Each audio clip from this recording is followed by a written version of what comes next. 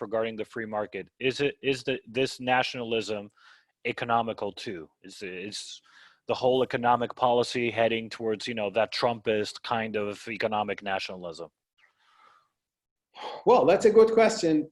As Erdogan has first embraced liberal democracy and certainly trashed it out, at least the liberal part, over the years, he first embraced free markets, but also there has been a drag away from that in the past 5 years as well.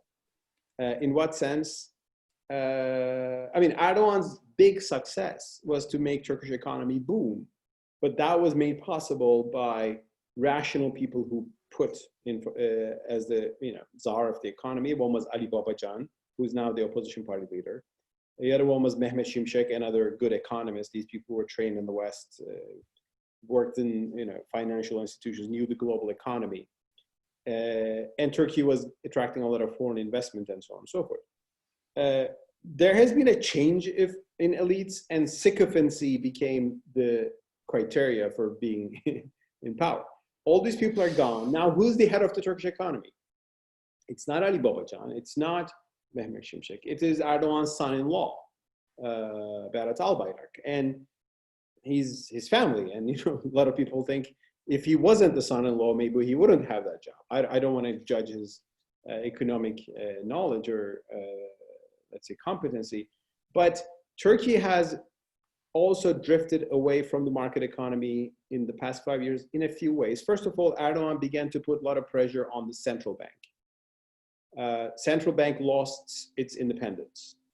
And what was his pressure about? Erdogan has a belief about interest rates. He thinks that to lower inflation in a country, you should also lower interest rates, which actually works the other way around according to conventional economics. That is a part of his, I think, Islamist ideology. There's a interest-free Islamic economy utopia in Islamists. And I think he preserves that utopian understanding of the economy. So he put a lot of pressure on the central bank.